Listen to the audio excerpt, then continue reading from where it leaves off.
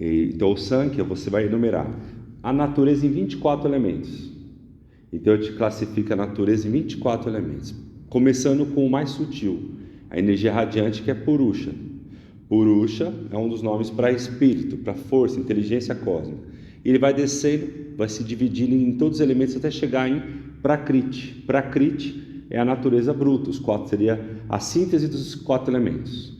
Então entre a matéria e o espírito existe 24 elementos.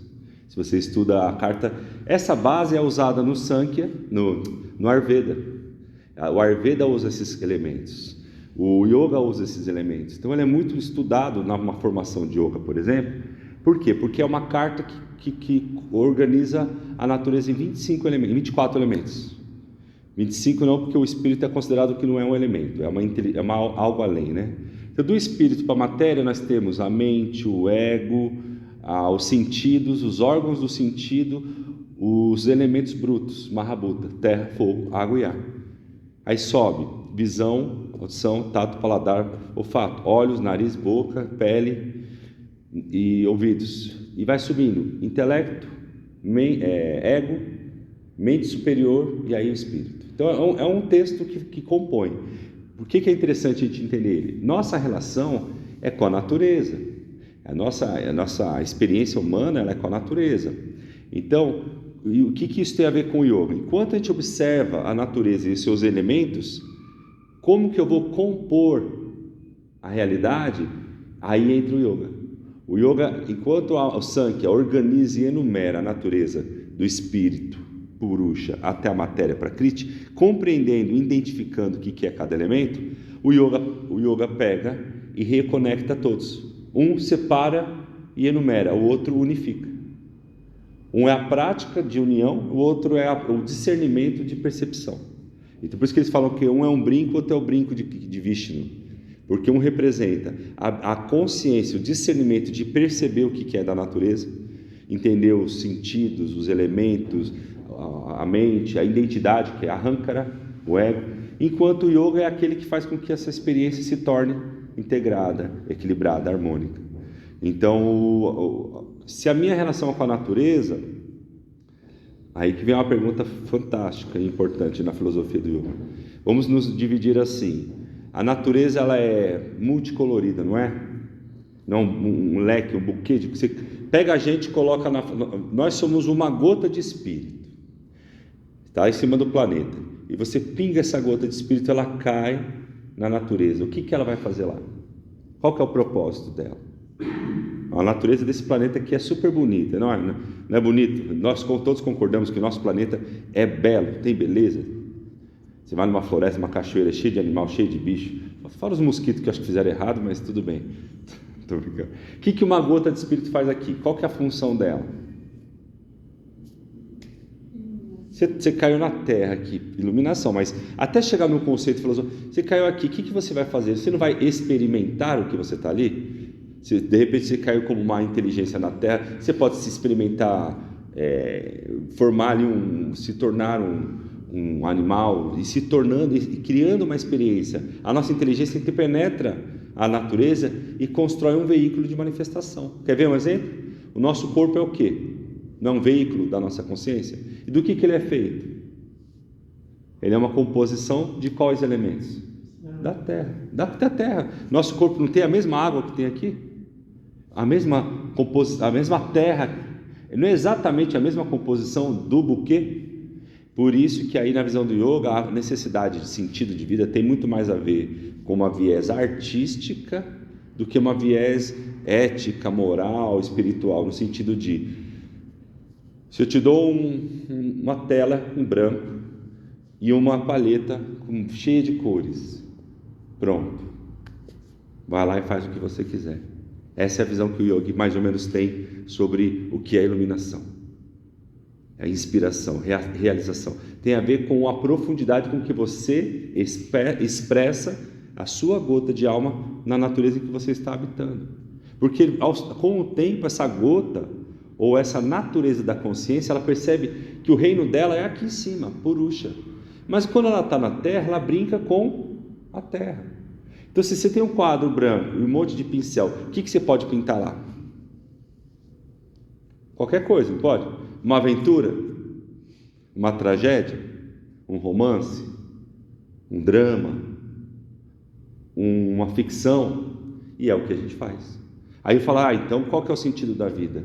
Na visão do yoga, de forma simples, seria expressar o mais profundo da sua alma, permitir que a sua alma pinte o mais profundo na natureza em que ele está expressando.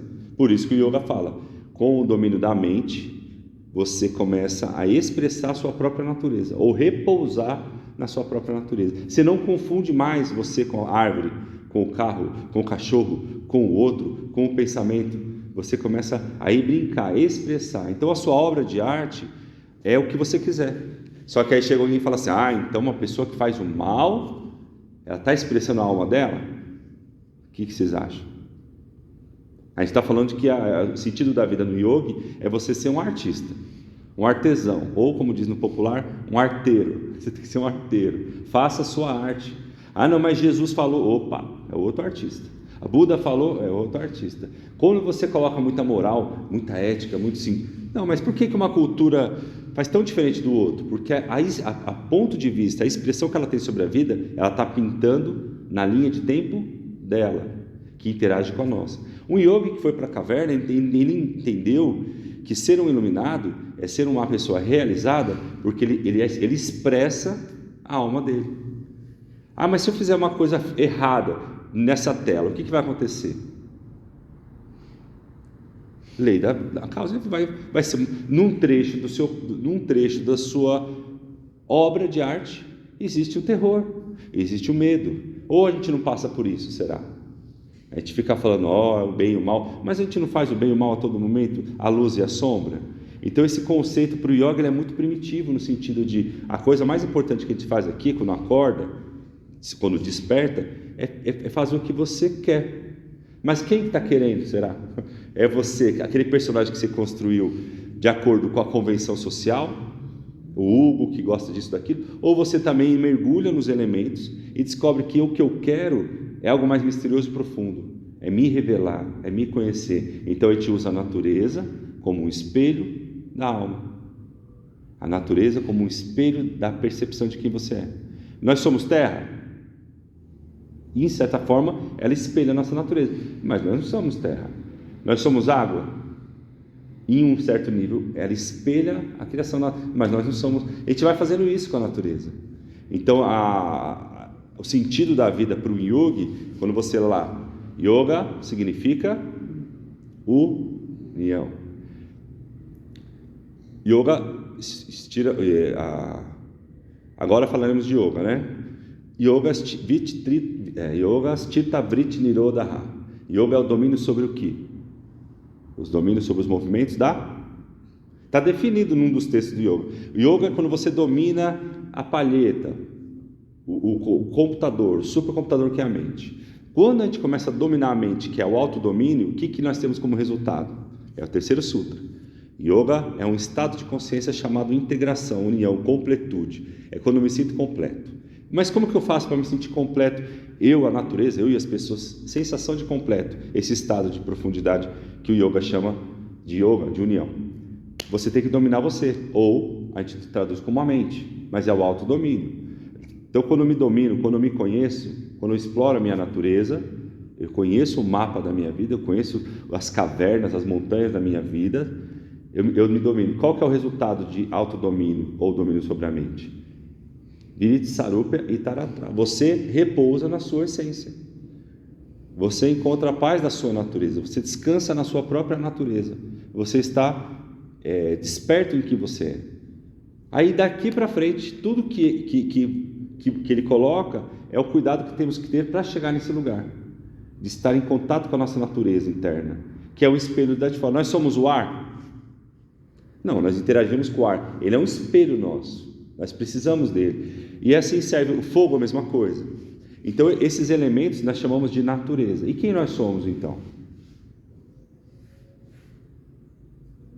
Híbridos, somos. Aí começa a filosofia. O yoga traz essa pergunta nesse sentido. Como você responde, mostra em que pedaço da sua obra de arte, olha para a sua vida, olha para a vida de qualquer coisa, pessoa. É como se fosse um filme, uma história, uma obra de arte. Por isso a gente gosta tanto de sentar na frente da televisão e ficar assistindo a vida alheia, porque faz parte da nossa. A gente fala alheia, mas tudo faz parte, em certo ângulo, nós interagimos com os outros, né? Se a gente for pensar como humanos, é uma família só. Faz sentido eu excluir o outro humano da natureza humana? Não. Faz sentido eu excluir os animais? Esses animais são bons. Entendeu como a gente vai integrando? Por isso que a gente gosta de contação de história. Enquanto não tinha televisão, era o pajé contando a história da floresta. Quando a gente foi para a cidade, aí foi a televisão. Mas a gente continua sentado assistindo histórias. Celulares, né? Então a nossa natureza, o yoga identifica que nós somos feitos de natureza. A natureza é um espelho de quem nós somos. O sentido da vida é você expressar a sua alma. Por isso que não tem uma regra no yoga, a iluminação é assim, igual para você. Ele vai falar assim, não, as ferramentas são essas. Você tem que ter, movimente o seu corpo, porque o corpo é o barro, você tem que deixar ele forte. Movimente sua respiração, mas para quê? Para você repousar na sua própria essência. Não tanto é que no texto do Yoga Sutra não tem, vai encontrar Deus maior, ou a Mãe Divina, ou o Pai, não tem isso. Ele fala, o Om, o único momento que ele fala sobre o sagrado, ele fala que o Om é um mantra que desperta o mestre dos mestres, Ishvara, que mora dentro do coração. E habita, está além do tempo e espaço. É o único, se você for ler o Yoga Sutra, ele fala, o mantra Om é um mantra que desperta Ishvara, o mestre de si. Ishvara significa o Deus interior, que habita o coração e está além do espaço-tempo. Esse é o único momento que ele coloca algo que seria transcendental. O restante da técnica do yoga, da Yoga Sutra, é você treinar, explorar a natureza. Observar o seu corpo como um jardim, a sua mente como uma floresta, o seu coração como os animais, né, os instintos, as emoções, e a gente vai espelhando tudo. Então, quando a gente acorda, fala, então o yoga busca o quê? Você se encontrar com você. Quem está perdido é quem está perguntando. O que é iluminação? Se você soubesse, você não perguntava, não é mais ou menos assim? Quem não sabe, pergunta. Então o yoga é um constante movimento de busca do tesouro, que é a paz para alguns, a alegria para outros, né? Essas riquezas que a gente encontra na natureza. O que nos alimenta é o que nos nutre. Então essa é a relação nossa com a natureza. E aí nós temos esse texto. Depois eu quero passar para vocês, que ele é bem legal de ter. Sankhya é compreender a natureza, yoga é experimentar ela. Um é um monte de tinta e o outro é o quadro que você tem que aplicar, tá bom? A vida, ela é uma escola, um hospital, uma batalha, uma guerra de vez em quando, uma arena. Tem momentos. Uma escola, já falei, né? Escola, hospital, arena. O que mais a vida é? Um jogo. Buda gostava desse termo. Você está aqui para achar a saída do jogo, não é um jogo, uma brincadeira, um labirinto e um palco. Todo momento a gente consegue manter a vida num só dessas plataformas? Não. Quando a vida pede, você está ali numa busca de cura, a vida se torna um lugar para se curar. Quando você está em conflito com uma situação, ela se torna um embate. Tem momentos que você está só dançando, expressando, amando a vida. Então a vida tem todas essas plataformas. Ao mesmo tempo que a gente não pode ficar preso e apegado a nenhuma. A vida é só uma escola, a vida é um hospital, vimos para nos curar. Estamos doentes. Tem essa visão, não tem? Mas ela é só um pedaço. A nossa vida a todo momento. Que estilo de filme vocês preferem? Vamos lá. Eu gosto muito de realismo fantástico, ficção científica. Jura? Aventura. Indiana Jones, Robin Hood. Ficção. Aqui é os nerds do futuro. Suspense. Aquelas trilhas que sai o pessoal andando, toma um susto. Dorama. Um chororô danado. Chora. Isso. Inimigo meu. Conta comigo, só filme romântico. O céu está nas estrelas. Esses são os clássicos dos anos 80. Escrito nas estrelas. A Mariana é assim também. Ficção aí, ó. Temos cientistas, aventureiros, bruxos e românticos, tá vendo? Mas é só isso a nossa vida? Não. Não tem momentos de aventura, momentos de ação, momentos de místicos, que é o lado futurista, momentos românticos, mas até a gente foge, mas tem momentos dramáticos. A gente se esconde, mas tem até terror na nossa vida, não é verdade? A gente não quer, mas existe, a gente reconhece. Então, isso faz a jornada ser interessante como ela é. Qual a diferença de uma pessoa desperta para uma pessoa não desperta? O desperto apenas identifica que ele não é mais só o personagem do filme, ele também é o diretor. Quando está pesado demais a história, faz que nem no filme Vanilla Sky. Já assistiram Vanilla Sky? Quando o sonho que ele pagou começa a virar pesadelo, porque ele não dá conta de ser o personagem, ele corre e grita: suporte técnico, suporte técnico. Aí abre uma portinha, sai um cara e fala: pois não estou dando conta agora, está virando pesadelo. Aí ele dá um reset e volta o cara de novo para o sonho bom que ele estava. Então, o desperto é aquele que identifica que eu não sou só o Hugo, o personagem, Indiana Jones, Star Trek, né? Nós não somos só o personagem, nós somos algo além dele, é o que dirige a história. Mas eu que dirijo a minha história? Esse é um estado de despertar. O Hugo, para minha mãe, é o quê? Filho. O Hugo, para minha companheira, é o quê? Companheiro. Para o meu filho, eu sou o quê? Predominantemente pai. Posso ser amigo de todos. Você identifica as personas, as identidades? Quando a gente fala assim, eu sou o diretor, é o estado de consciência maior do que o personagem. E tem gente que nem o personagem está tão bagunçado, tão abalado. Quem você já vai conversar que a pessoa ela é o drama, nem a identidade está tão boa, está tão preso a uma experiência que ela não se identifica nem como pessoa. Eu sou o sofrimento, eu sou o... Sabe aquela pessoa que se identifica com o problema? Até ela é menor do que o problema, ela é maior. O problema a consciência dela está mais no problema da vida ou no dinheiro. Ela se identifica mais com a história, depois com ela. E aí, quando a gente vai despertando, a gente começa a entender que o Hugo é um avatar. Agora está na moda esse termo, né? Eu sou uma skin, eu sou como chama o bonequinho que você constrói no jogo? Eu sou um avatar, um bonequinho. O Hugo é um personagem do eu, da consciência. Esse é o diretor. Então, quando eu te falo, estou desperto, porque você identifica que você não é o Jurandir, não é o Rubens, não é o Moacir, não é a Tânia, não é a Frama. Nós somos aquele que dirige esses personagens. Porque ele tem que ter o ego e a personalidade, ele é volátil. Dá para ser igual com todo mundo? A gente consegue ter o mesmo comportamento com todo mundo? Não. Quando você encontra uma pessoa, a proporção não muda. O jeito que a gente fala com um amigo é diferente com uma pessoa desconhecida. Eu falo com meu filho, pode xingar. Meu filho fala palavrão às vezes no meio da família. Eu falo para ele, você ainda não aprendeu. Mas tem palavrão que a gente só fala entre amigos. E num círculo pequeno.